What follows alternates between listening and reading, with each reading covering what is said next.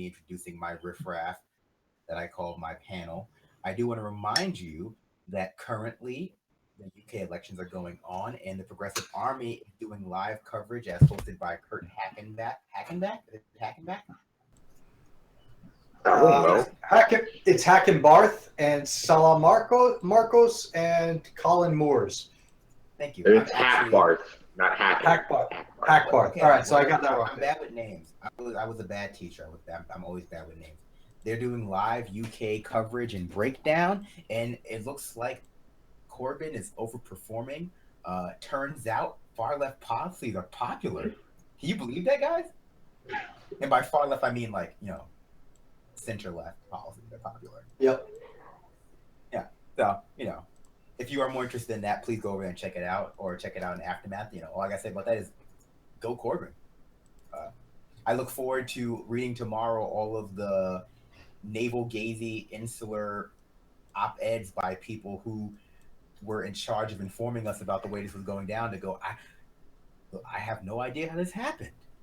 We're going to have to really take a deep look at the way we predict things and stop just asking our friends. But let's not dawdle. It's not in yet. So to help me break down this week's set of events is my normal riffraff panel. Let's start with my producer, Richard. Richard, how you doing? Doing good. Plugging away back here.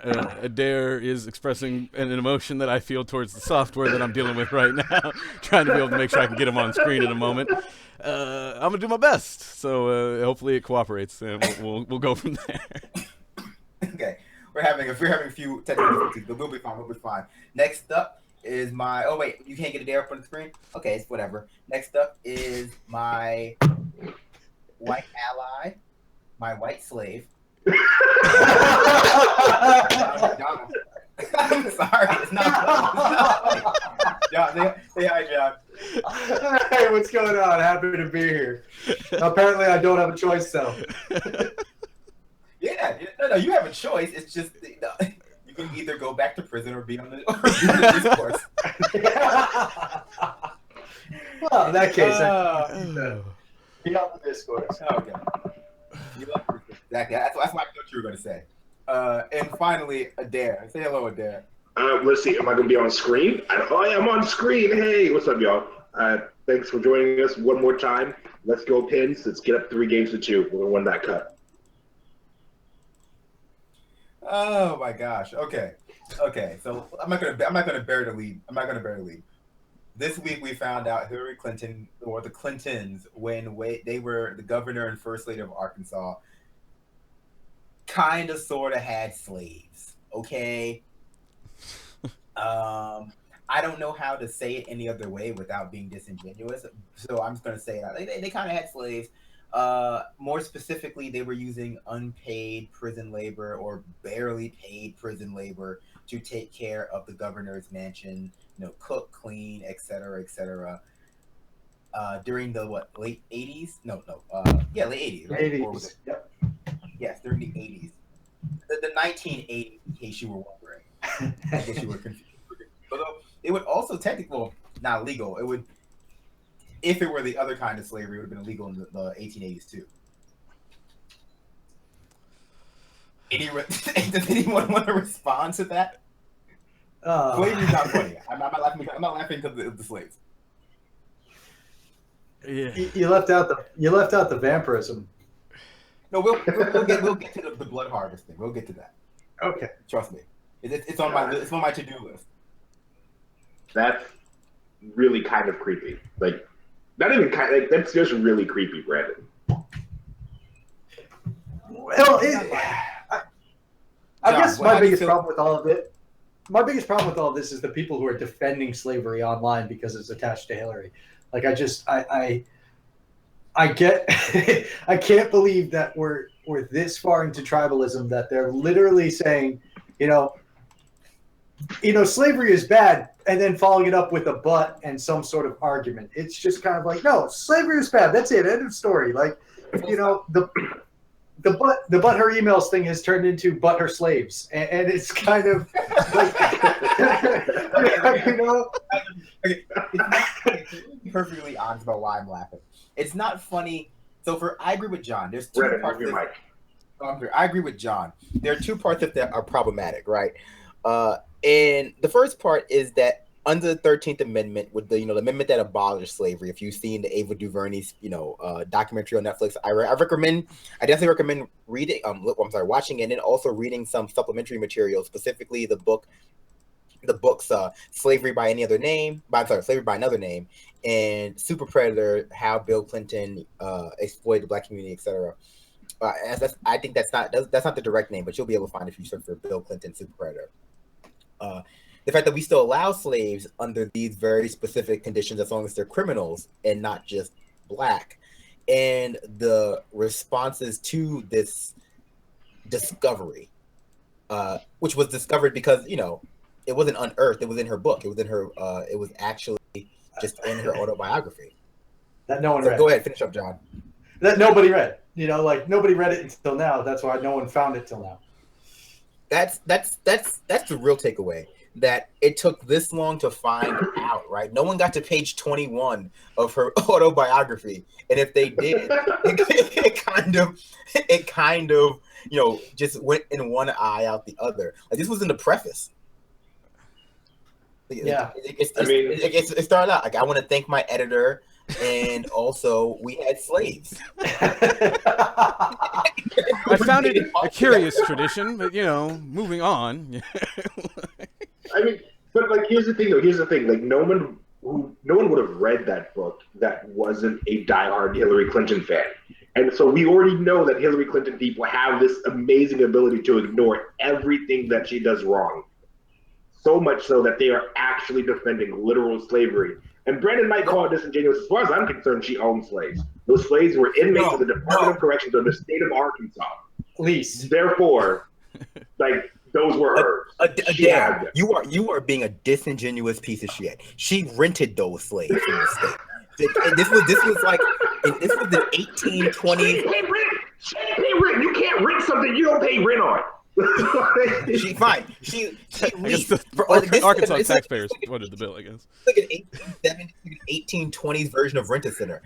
I think Adair's being unfair because, for all I know, she didn't even have the option to buy. It's not like she was even paying an installment. It's like, we're professionals, so get it right. Get it right, Adair. She leased those. She owns slaves. But so I don't give a damn. But this is the thing. That's what people comes down to. I'm being hyperbolic. I'm quibbling over the definition of own, when most people are quibbling over the definition of slave, right? I know John really has been keeping up with all the excuses online. You guys probably have, but I haven't really been.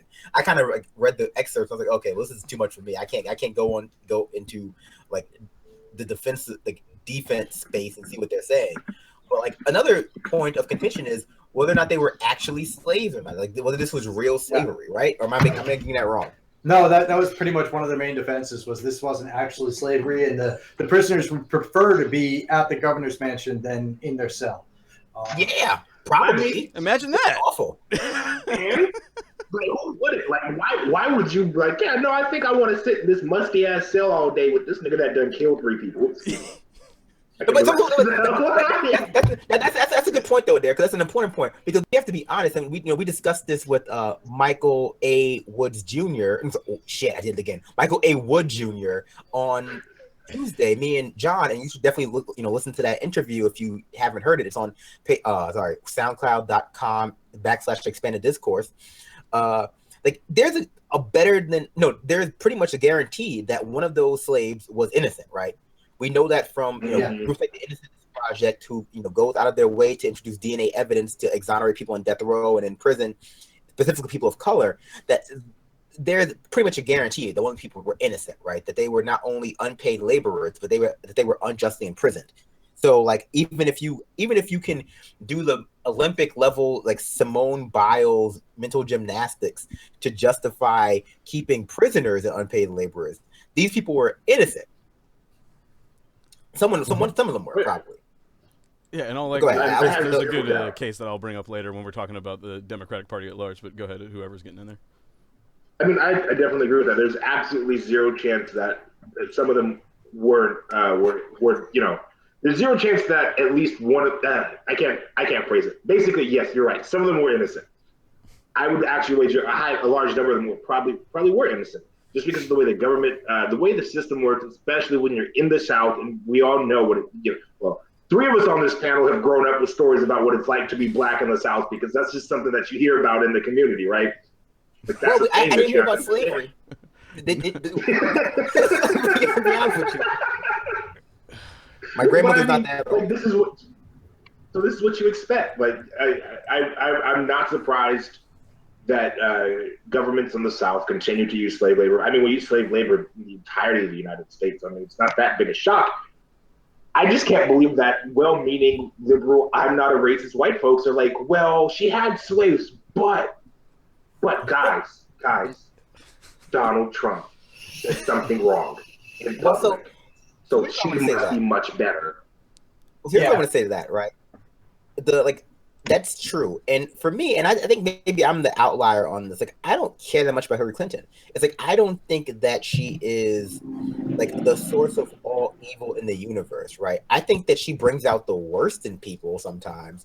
And I think that this is an example, like John said, of this extreme reactionary tribalism that Dems are defending not only slavery, but prisons. And it not only has to do with, them defending Clinton as a person and as this myth they built up in their heads, but this is also them defending the very idea of prison as an institution, right? We go back to the same thing where, these centrist people, conservative, they believe, well, not even conservative really, but let's keep it according off the liberals today. They believe in institutions. And the fact that these people were in prison speaks to whether or not they were innocent or guilty. And like the idea that, prison is awful, not by chance or because it's rehabilitative, but because it's designed to be that way and it's a money-making scheme. But that oftentimes people in prison aren't guilty of anything, or definitely don't deserve the punishment they're getting, is foreign to them. Like, we have to be punishing them, and if they're just, and if this is a way for them to get out of jail, that's fine. Unpaid labor. Like, they had the choice. They can either be in prison or they could work, and they chose to get some job training. It's just like an internship. It's like working for Mother Jones. You just don't get. I mean, you're getting paid like exposure. Yeah, exactly. I really don't even know what to say. I mean, like, it's so disheartening to see the way the discussion went this week, where it was like a whole mess of people just came out and said, holy shit, she had slaves. And then the typical people came right out of the woodwork to push back on it. It was almost like, the whole conversation that needs to be had as to whether or not we need to, abolish the practice of using prisoners as labor was completely ignored. And instead we got to Hillary-centric arguments about whether or not we need to defend I'm with her, rather than talk about the fact that, all of this, the practices, the prisons, the institutions, as you said, are not only flawed, but flawed by design and policy in a lot of ways. So I'd say it got an equal treatment as it did in her book, in that while she was talking about the slaves at the governor's mansion, she neglected to mention any of the circumstances that might have put them there. Beyond that, it seemed that murderers actually seemed to be better behaved than the ones that were there for property crimes. That seemed to be the extent. Experience for herself. Like, she treated it as a learning experience for herself, right? Like, sorry, I'm sorry to interrupt. She treated this was a learning experience for her, and she centered herself in her. I mean, it's an autobiography, right? So I can't fault you for making it about yourself, obviously. But in context, it seems so problematic that these people are essentially slaves, and it really reads. It could, but for a few aspects of it, it sounds like it could be from the diary of a slave mistress from the 1860s. But for a few, it just replaced, a few words here and there. And I don't mean that disingenuously, but you replace one or two words, criminal with slave, with black, and it sounds like the diary of a slave owner, or a slave owner's wife. And I think there's a lot to unpack here. And so I think this inability to identify what Clinton did or her thoughts in this piece as racist, it gives us insight into how we conceptualize racism in America, right? And how it's attached to this idea of the stupid racist, right? That racism is not a systemic structural or institutional problem, but it's a personal and intellectual failure on the parts of certain people, and usually it's intrinsic to certain groups, right? So like this, like Southerners, more or less, like I think that Arkansas, the Southern type thing is, or a hick state, is not really being conceptualized here. It's just like it's treated as the personal intellectual failure of rednecks, as opposed to something that, like, is, you know, within all of us to certain different degrees. But go ahead, John. I know you wanted something to say. No, I don't actually. My cat Bernie is just going literally crazy behind me and attacking my legs. Don't worry about it. Bernie's welcome. I did want to bring up I guess now a little bit, I'll mention the story basically about Arkansas and kind of how it ties to the modern situation that we're facing now. So let me just get myself up there real quick. Basically, it starts with a person named Jerome Buckley, who's a black man who was sentenced to 2 life sentences in prison for selling $40 worth of crack to an informant in 1999, who was basically hired by the police in exchange for getting off for a theft charge if they caught this guy or some guy selling crack. And so they set that up, and the Jerome Buckley got his sentence reduced to 28-year sentences, but he ended up doing about 11 and a half years before finally, after petitions and a lawyer took up his case pro bono and several other things happened, 11 and a half years later, he finally got released because essentially they had withheld a video that showed that he was innocent of the crime, had not committed the crime. And the Democratic Attorney General at the time, Democratic Party Attorney General at the time, Dustin McDaniel, 2010, objected to him getting compensated for his time in prison and the suffering that he went through.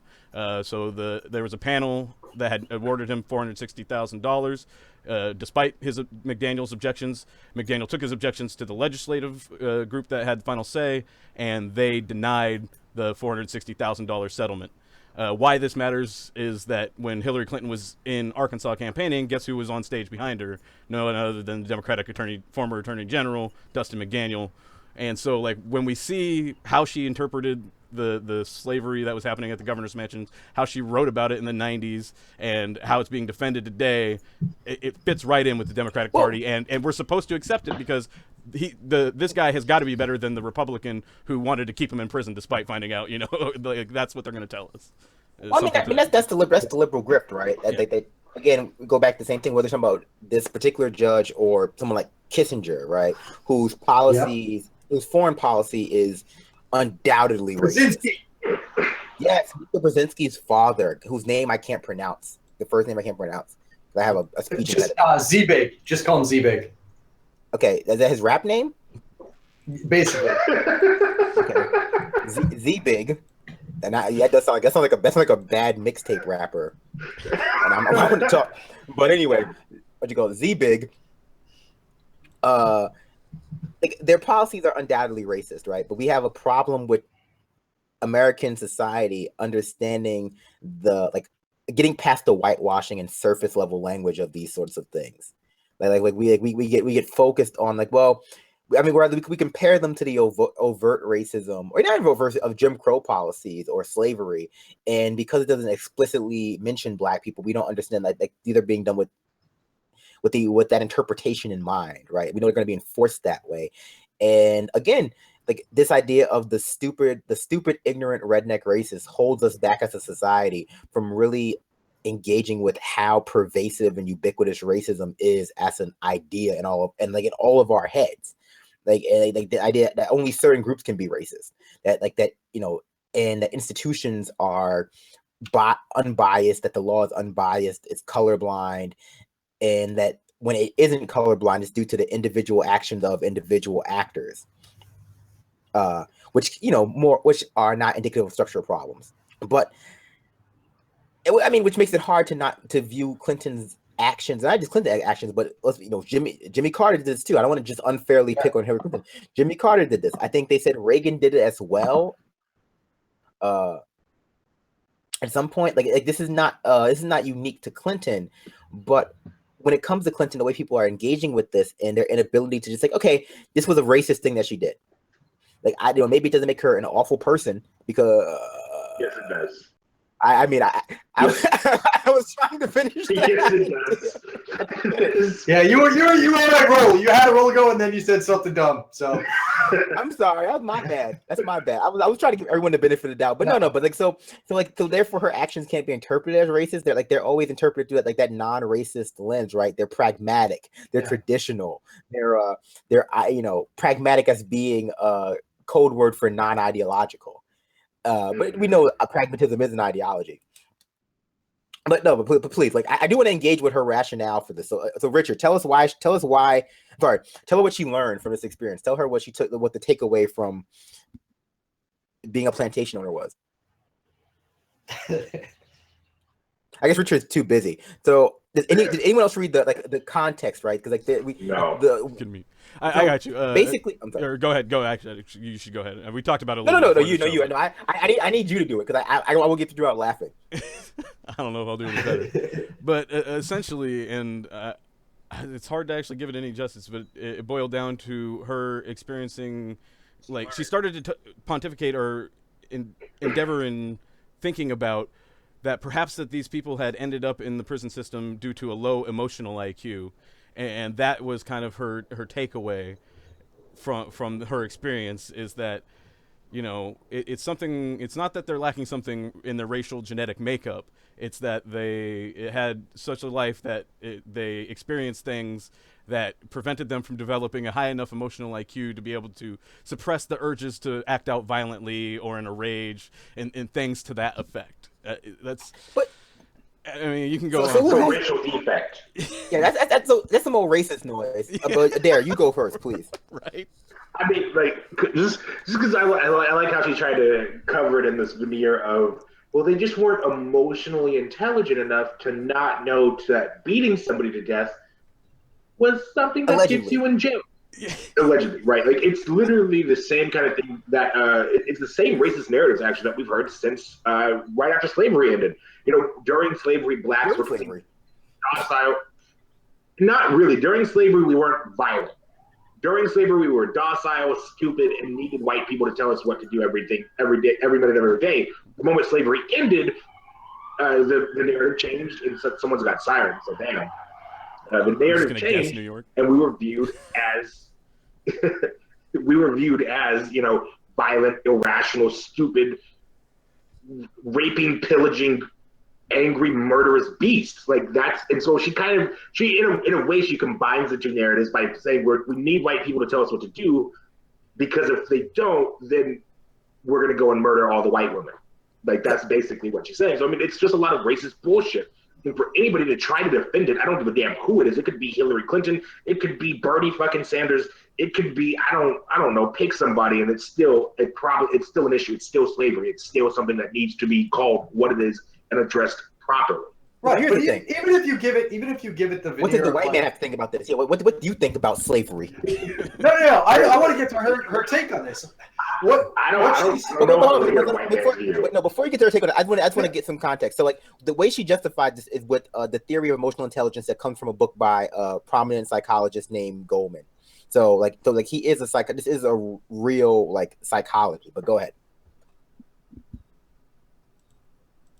But that's exactly what I was going to say. One of the things that real psychology addresses is that, like, part of emotional intelligence material, a lack of materialism in their life in development, meaning like they were lacking in stimulus, or they were lacking in love, or they were lacking in certain things in the family, but they were also lacking in material conditions that would allow them to grow into fulfilled human beings. So what I find completely disingenuous is the fact that for the next 40 years, her policy completely did not address any materialism that might actually have, even if you were to take this to be like she's genuine in her analysis and this analysis is correct, she didn't do anything about it.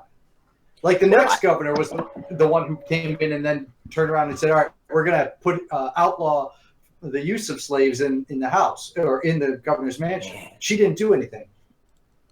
The slaves. What a brave new world. I guess we have to give some fairness. She wasn't the governor, she was the governor's wife. She wasn't the governor. She was the governor's wife, and I think that's a fair thing that's a fair distinction to make. Like the impetus was on Bill Clinton. to get rid of this program. It wasn't on her. From what I've heard, she didn't fight. She didn't speak out against it. Yeah, I haven't heard this was a point of contention, experience. or that it was like, hey, Bill, you really think it's a good, like if she had any reservations to the idea of having the slave labor, it was that she thought they might be dangerous, not that either that the slave labor was bad or that maybe they actually didn't even commit a crime in the first place. Neither of those thoughts were good, but that they might hurt her family. She did think about that. It definitely doesn't speak to any. It's definitely not incongruous with any of her future positions or positions before it either. So I think that it fits very snugly into what people would critique about it. But you want to say something, Adair? Yeah, no, because I kind of want to push back against that idea that John said that if you grow up in an environment, what was it you said, John? Something like black. What I was saying is, even if you take what she's saying, not only the position that she's saying is as legitimate, but also her defense of that position as her actual genuine feelings. Like, she then didn't go on to do anything to change any of the material conditions of the people that would have been affected by this. And I can understand that, but here's why I have an issue with using that as an excuse in the first place, right? So I'm someone who grew up in an abusive household. I'm someone who grew up in a violent neighborhood. I'm someone who grew up incredibly, incredibly poor. So based on Hillary Clinton's ideation, just those three factors alone should say that I am a violent human being who should be in prison because I murdered somebody. That's not necessarily the case. Yes, those things make it hard to have normal, healthy, functioning psychological relationships with being a normal, healthy, functioning person. Yes, we've all got issues. Absolutely. But I disagree that, us being, and the hidden language here is that black people in these situations. Oh, yeah, definitely. The hidden language is black people in these situations become murderers. And so that is something that also has to be addressed, and that's a problem. So yes, the economic anxiety is like, she's hypocritical as fuck. We do have to agree. But to just talk to her defenders on that, it's patently false and it's disingenuous, and the proof is sitting right here talking to you on this show. Right. I was just saying that her entire argument and a lot of the defense I'm seeing was based off of that, where you're coming from the position that she is correct, and also the science behind this is correct. It's even so, it's completely bunk. And then you add in the inherent racism to all of it on top of that, and it blows it up. So here's what I was going to say. We all know science never gets misapplied, though. So I'm sure that's exactly. So I think it's tempting to say, this is pseudoscience, right? That Goldman is just pseudoscience, but it's not. It's just she's just misunderstanding it, right? It's this sort of I have this. She had the misunderstanding of, like John said, the ways in which structural and material conditions affect the emotional development of the human beings, basically. Like this is something that affects all human beings. And Adair said it even more eloquently prior to this, right? That this is the narrative that she's putting forth, that the low emotional intelligence in criminals that cause them to commit crimes, to be violent, to be et cetera, and that they need this yoke of the state, this yoke of working for sophisticated governorship or governor is. That's just slavery. Like that's just those are the same narratives that appeared under slavery. That black people need the yoke of the slave owner and of Western society to civilize them, because there's something inherent about them that makes them savage. That sort of weird. I forgot who wrote about this, but the idea of the black male as a form of black males being succumbing to a form of lycanthropy. Around white women on their period. Not actually. I mean, specifically what they said. That was specifically. That's the plot. That's the plot of the movie Ginger Snaps. Joke about it. We joke about it, but again, I'm totally serious. That is actually something that white folks thought, especially right after slavery ended. That was considered scientific fact, that black men could not control themselves around white women who were on their period, that we would rape them, and that because of that, black men needed to be cold and put in prisons or enslaved again. I had a quick question about with the Hillary Clinton, all the inmates that were working, or her slaves, they were all black. Does Arkansas is 70% white? It had white murderers and white criminals, right? Like, how come there were no white, or were there white servants that just didn't get mentioned, or? She just mentioned. You ain't having a White House slave. What are you talking about?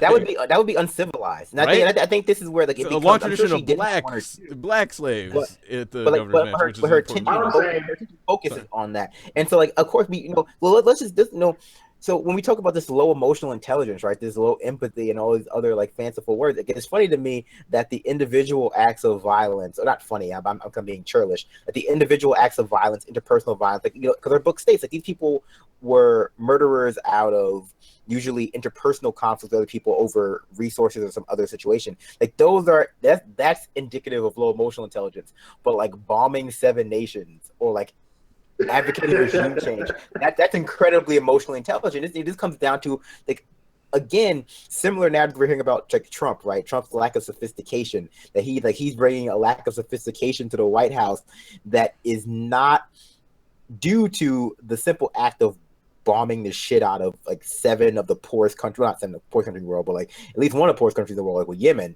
Yeah.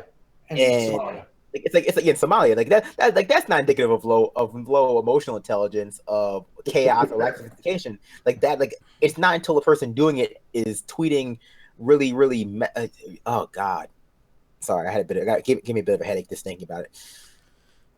The Iran statement.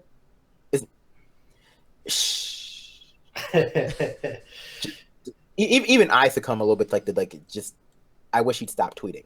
Yeah. I got better than the no, even I have that no. I really wish he would just stop tweeting. Because presumably, hopefully, there's going to be an America after he's done. So we would like to have as little of an embarrassment to live down and less radiation, in the landscape, I think. I don't know. You guys are going to have to talk to your kids about the president who tweeted. Like, that's going to be a legit fucking thing. That's going to be in school books. Like, they're going to. I feel like you just might have written my first, or titled my first children's novel, but go ahead. No, there's going to be like essays written about his tweets. There are essays being written about his tweets right now.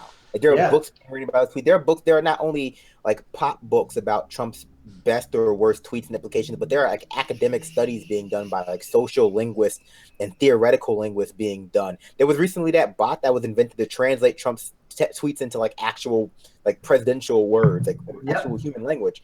And it's like, I mean, it's not unimportant. It's like we take the wrong things from it, right? That like this is the metric for sophistication, that you don't tweet while you're bombing 7 countries. Like that's the metric for sophistication. But if you bomb 8 countries, like we know, certain presidents would have, like that would have been fine. It wouldn't have been a lack of sophistication. It would be somehow pragmatic, right? It's not racist, it's pragmatic. And this idea that, well, should Clinton have risked her political career speaking out against slavery, comes back into this idea like, well, like she made the political smart decision. She made the expedient decision, and it had nothing to do with her own personal feelings about race, but everything to do with everyone else's feelings about race.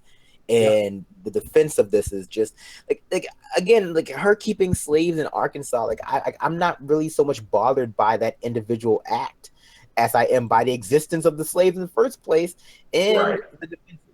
Because like theoretically, these are people who, at least not surprised. Like, I don't know how Hillary Clinton feels about black people. Oh no, I do actually. Yeah, yes, we do. Yes, we do. I'm trying to be generous. Why? But I do know these. I'm a nice person. No, you're not. Stop. Be nice. Be real. This is the discourse. We don't get nice on this show. You're petty as fuck. Why all of a sudden are you trying to be like, oh, I'm trying to give him the benefit of the doubt? Like, what are you doing? Listen, I don't know Clinton's part, but I do know that this is the most reactionary I've seen Democrats in the entire primary. And frankly, I don't know if I could have handled the primary season that included this information. Yeah, I think it would have been too much for me. I think it would have been like, could you imagine? It's like Bernie Sanders and Mrs. Clinton. Yeah. I mean, the fact of the matter is, the fact of the matter is this: what this does is it brings attention to something that most people didn't realize that was going on. I think a lot of us that have to deal with the prison industrial complex, be it because we're peoples of color, be it that we lived in certain areas where people just constantly cycled in and out of jail. Slave labor was something we realized was happening and something we realized was going on. Most of America has lived this idyllic fantasy that slavery was outlawed with the Emancipation Proclamation. Spoiler alert, it didn't free anybody. Continuing forward, they just had this idea that, okay, we had the Emancipation Proclamation, so that freed the slaves. No, it didn't. Civil rights happened, therefore racism is over. No, it's not. So for these folks, it kind of shatters that idea of what America is supposed to be about. It shatters that idea that America is an egalitarian society, that we don't base everything on race, that if you work hard and you pull yourself up by your bootstraps, you're going to be fine. It shatters that, and they cannot have that shattered. Hillary Clinton is such a perfect embodiment of American, of the ignorant American. Right? Like, she represents everything they hope they could be one day. She represents this idea of this monolithic government that it's not going to fail you, that everything they do is right. Her husband was nice. He just has dealt with a few bad things.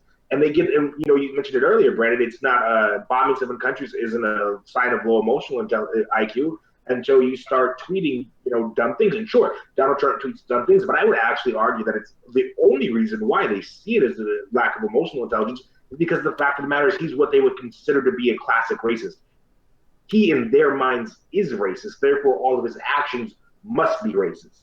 Hillary Clinton, in their minds, is not a racist. Therefore, she can do nothing racist. So I would, and that is, I think, a key distinction for them. So I would not push back, but add the amendment that it's not that all of his actions are racist. It's just that you are allowed to attach racism to certain ones of his actions. That's what they believe. They believe all of his actions are racist. All of his foreign policy is racist. A lot of his, they believe his economic policies are racist. And a lot of it is. A lot of it goes into systemic and structural racism. But they ascribe racism to everything he does. Whereas I wouldn't say everything. I would just say they're more willing to ascribe racism to some of the stuff that he does, because when he bombed Syria, or the pro regime forces, the pro regime forces. That's fair. And supposedly, the Syrian army, which is what they're normally called. So I mean, that's all I really had to say about the slavery thing. I do want to switch to talk a little bit about the Comey hearing, specifically the things that we missed while people were focusing on Comey, because I think that's important too. But we do need to talk a little bit about Comey. Quickly on the slavery thing, I just wanted to mention that we all do generally have some sort of benefit from that labor. They clean our highways. We use the same type of labor. I know community colleges often use them to clean the grounds, and so we all benefit from it as a result. And so we all have a responsibility in it, I think. But I mean, I think we sufficiently dragged Hillary to exemplify how what she was doing is different than how the rest of us are participating in the system. But we can't neglect to mention it, I think. But we can move on from there. I mean, the people dragging Hillary are doing it less because of Hillary and more because of her followers. I think that sans the Hillary, the Hillbots, or whatever you want to call them on Twitter, this would have been a non-issue, right? I think that sans them, because this is something to be used against them, not against her. It's she doesn't care. Yeah, exactly. But it's about the people that are defending it and defending the institution and so on and so forth. Yeah. It's not even the voters still. Because you can talk about the difference between the Bernie Sanders voters and the way they deal with his theoretically racist foreign policy too. Because his positions on Palestine, in Israeli occupation is Syria, indicative of global anti-blackness, global anti-brownness. In some part, there is a global black race or whatever. But in the people who are still with Bernie, most of them, I would say, are that's very problematic for him to do. That's the difference between people who support Bernie and some of the people who support Hillary in the strongest way. It's they're willing to engage with his faults in good faith. And I mean, just to end this conversation and move on to Comey, I would say Adair's right. Adair's right. People who are laboring under the delusion that we're getting better racially or gender-wise as a society, they point to specific watershed moments, like the Emancipation Proclamation, the signing of the Civil Rights Act and the Voting Rights Act, Obama becoming president as the days in which racism ended. Then they find out information like this and it destroys their mind a little bit, because they'd already filed, they'd already put us into post-racial America, and except for little pockets, or rather, their pockets of America are real America and it's post-racial. But again, so I want to move on to Comey. Do you have any last thoughts on slavery? Do you want to emancipate this conversation? Nope. Okay. Okay. So for those of you who don't know, and if you don't know, I don't know how you don't know, but you're gonna know. You're gonna learn tonight. Today, Comey testified in front of the Senate Intelligence Committee about his firing and an investigation into Trump, not into Trump. Why don't you break it down for us, John? I know you were following it much more closely than I was. I watched the hearing, but you were really mired in it. Well, he went before Senate Intelligence Committee in a public hearing, and they asked him a bunch of questions. And it was typical that the Republicans tried to frame it one way with their questions, while the Democrats tried to frame it another way with his questions. Ultimately, there were people on both sides who were trying to get to the intelligence hearing, was trying to get to an obstruction charge, and honestly, I don't think they got there. One of the my biggest takeaway of this whole thing that we didn't already know, my biggest takeaway from this was that Senator John McCain's brains are made of Swiss cheese, and he should be put in a lawn chair somewhere with pudding, because the section that he did was just a drooling ramble about nothing, where he was trying to make an equivalency between the investigation into Hillary Clinton's emails and the investigation into Trump campaign collusion with Russia. He was up all night watching tentacle porn. I mean, tentacle hentai. Yeah. Well, actually, Oh he my said it was God. he said he was up all night watching the Diamondbacks game. So I don't know. But one thing I did see was that, Comey basically said he detailed into his statement that he actually printed out the day before and gave to the news media the day before, saying that there were 9 meetings, 2 that were in person, and then a bunch of phone calls. And the 2 that were in person were just solo, and it was him and Trump, and they were problematic. And they were problematic in 2 ways. One was that in one of the meetings, he asked Comey to basically give a loyalty pledge. He kept saying, "Are you loyal? Are you loyal? I need you to be loyal." And Comey shrugged him off by saying, "I'm loyal to the truth," followed by like an awkward silence. And then Trump said, "You're doing a good job," and walked him out. Captain America, I'm loyal to the truth. Right. And then a second one was where I'm only loyal to the dream. Trump, the guy who authored a memo about torture, he's real loyal to the truth. Speaking of that, I don't mean to interrupt you, but James Comey devolved into platitudes and saccharine, pro-American patriotism, halfway through, I guess. Halfway through, yep. Shining city on the hill. Shining city on the hill. The FBI has always told the truth. All of these things that are just goals. Right? Yeah. We talk about the same FBI. We talking about some. It came out of nowhere, and it was again this sort of. We have to hold up these institutions. We have to make sure that we know that they're under assault by Trump, and that but for Trump, these institutions are great places full of bipartisan, nonpartisan, not politicized.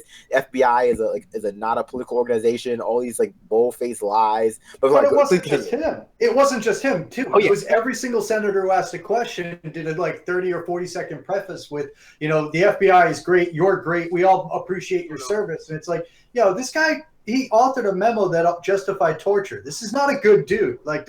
Don't sugarcoat this. But anyway, back to the next part that was problematic was there was a conversation that they had about Flynn, which we all read about in the New York Times and then in the Comey letter, where it was, "I hope you can let the Flynn investigation go." Now, throughout this, there was 2 big things that came out of this that I saw that made that seem less important. One was that at multiple points, Comey said that Trump did not pressure him to cancel the Russia investigation, and in fact said and encouraged it and said that it would be good to know if there are any satellites to his campaign that colluded with Russia, and he wanted to know that. And the second part was that Comey said he said the Rubio, right? That was what he said, Marco Rubio. Yep. And the second part was that Comey said that the Flynn investigation was ancillary and separate from the Russia investigation. It only touched on the Russia investigation if they could have charged Flynn with something and got him to flip. And he used the words, if in the instance we can get someone to flip on something and give up further information, that would be the only way that impacted the Russia investigation. So I'm sorry. Correct me if I'm wrong. I was under the impression that the Flynn investigation was over now. It is over now, but at the time of that conversation, it was not. Okay, then I wasn't under. It's that Flynn is no longer being investigated by the FBI. No, that's not quite true. Flynn's collusion with Russia in part is done with, but I believe that there's still portions of the investigation involved with his lobbying with Turkey and when and where he declared. That's still open. I meant the part that people attach to it, it's called the sort of colloquial part that people think is open is not really open at this point. Correct. And so To me, this doesn't speak of obstruction of justice because at no point did he direct the FBI director to drop an investigation, which, by the way, Comey admitted was fully within the president's right and power. So at no point did he do that. And the closest that he came was, I hope. Now, Comey did say that he felt pressured to drop the investigation, but that he didn't do it. Comey also said that he felt no other pressure at any other time about the Flynn investigation except for that one conversation. So in order to make an obstruction case about Flynn, you would have to see what Coates and Rogers, or not they collaborated. And both of them in their testimony basically said, we felt pressure from Trump and then completely clammed up and refused to go to a behind closed doors meeting, classified meeting. So, the fact that Mueller's involved in this will probably mean that they have a sit down with both of them, and that's probably a good thing. But I don't think that we're going to get to a collusion or an obstruction of justice from any of this. So what the Dems made this not to be, it's not going to happen. Comey did release some very interesting things about Clinton. And if you want to talk, I can go into that.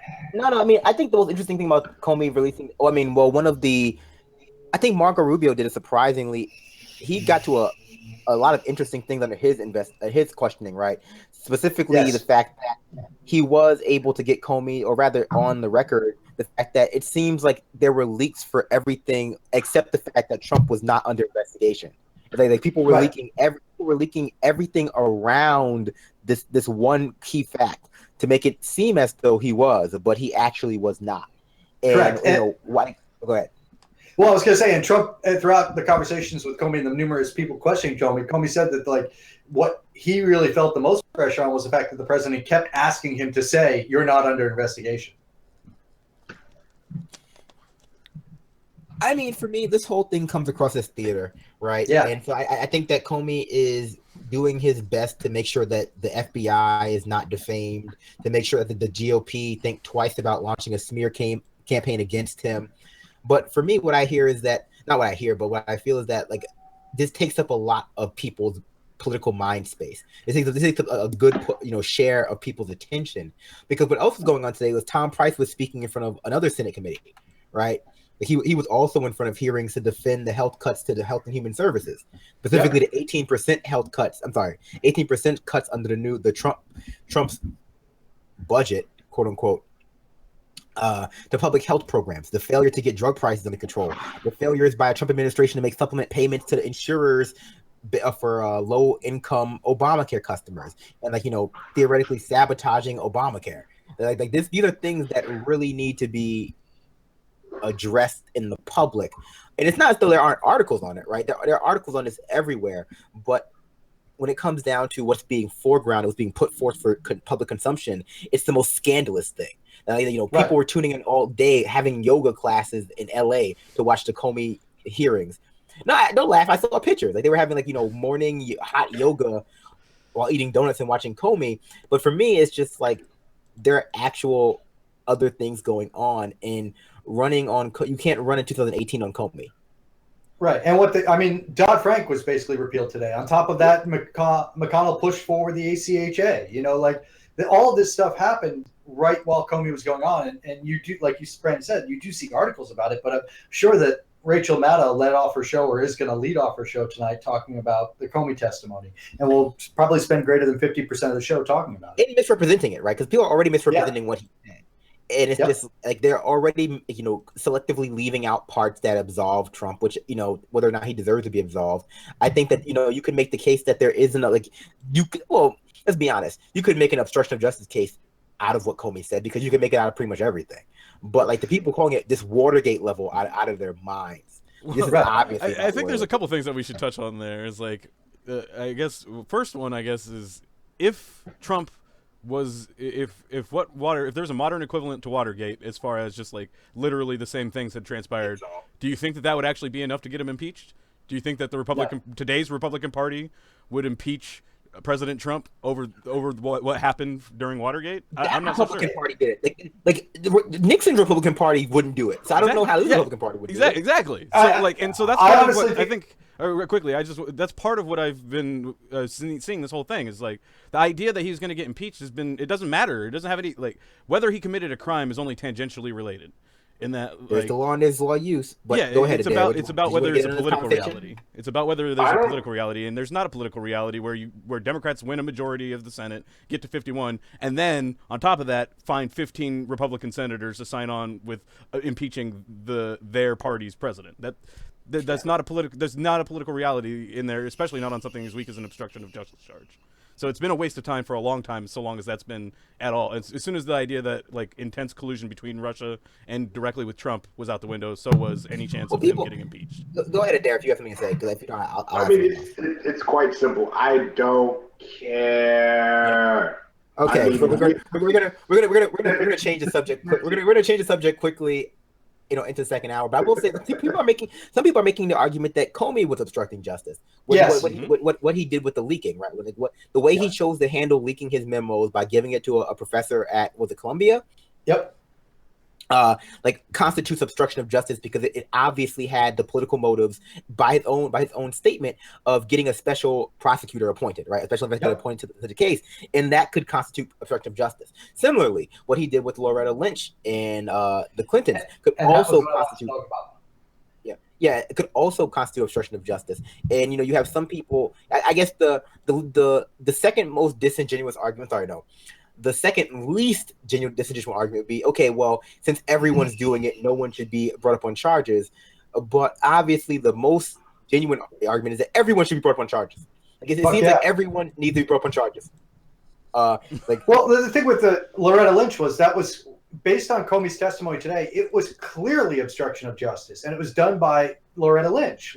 That was one thing that I saw. She directed him not to call it an investigation, because it would fit more in line with the campaign narrative. She directed him to call it a quote unquote a matter, as though he were like a 17th century aristocrat. I'm sorry, as though the Clintons were 17th century aristocratic heirs to the throne who were caught killing prostitutes. And they're parsing the language to the point where, from what I heard, was the one of the responses was that essentially that she said basically in a room full of people, so we're going to go forward calling this a matter. Everybody's all right with that, and nobody objected. And so just like with Comey and whether the way that Trump was asking him was in fact him pressuring him and threatening his job, or whether it was just him hoping he would hope for good things to happen. It's a parsing of language that only happens at this tier. It's like when you're poor or not powerful, they don't parse language this way. You're just guilty. Right. And Comey did say that he pushed back a little on it. I forget his exact words, but he basically questioned calling it a matter to her, and he said that he did. And then she stood firm on we're calling it a matter. People also question why he didn't push back on Trump when Trump was asking him these questions. Absolutely. And of course, I'm thinking, real quick. He stopped his baby dookie. Yeah, and also because Paul Ryan, forever the enabler, is well, maybe Trump didn't understand that if this was an order or request, it would be illegal, illegal to do theoretically. And it's dude, calm down. I think Trump is completely incompetent. So I don't think he had any concept that, talking to his FBI director, he treats the FBI director like he's part of his staff rather than director of an agency that's supposed to be doing investigations. I'm pretty sure Trump was under the understanding is I hire and fire this guy. He works for me, and so he does what I want him to do. Yeah, that's how this works. Let's get ready to move into the fun half of the show. Okay. Say your goodbyes to the live viewers for the time being, and we'll move into the fun half of the show with more cursing and more nudity, but you won't see it because it's audio. Yeah, it's audio only. I swear to God, if you get naked on camera again, Brandon. Okay, so say your goodbyes to the live viewers. John.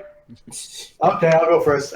Goodbye, live viewers. Thank you guys for having me. It was really nice to be the white slave tonight. I appreciate it. See, John is oh yeah, by the way, before I let you guys go, I just want to say thank you to the Benjamin Dixon Show channel for hosting us on this, again, lovely channel. And if you have the means and will and desire, you feel free to become a patron of the Discourse. The link is at the bottom of the screen somewhere. Patreon.com/expand the discourse. Your contributions are always welcome. And if you do contribute, you can criticize me on Twitter, and I'll have to listen to you. So finish up, guys. That's worth it. 30 seconds apiece. Thanks for joining. Thanks for joining us tonight. You can follow me on Twitter if you want to hear more about what's going on at Evergreen and watch me make fun of racist people and occasionally yell at Brandon. So take us out, Rich. Want to thank everybody for watching. Make sure to subscribe. You can subscribe over on our channel as well. Link is in the description. And I suggest that you do follow Adair. He's got some great information regarding the Evergreen and what's going on at Evergreen. We also talked about it on the SoundCloud as well. So make sure to check that out and get some more information there. So with that, I think we are done. Brandon still sucks. Have a nice night, everybody. Make sure you listen to the second half of the show once it's posted, which will be tomorrow. Yeah, and follow on the SoundCloud, because if you're not following there, you're going to miss out on a ton of great content. And we're giving it to you without having to be a patron. SoundCloud.com/expanded discourse. Yeah, get it.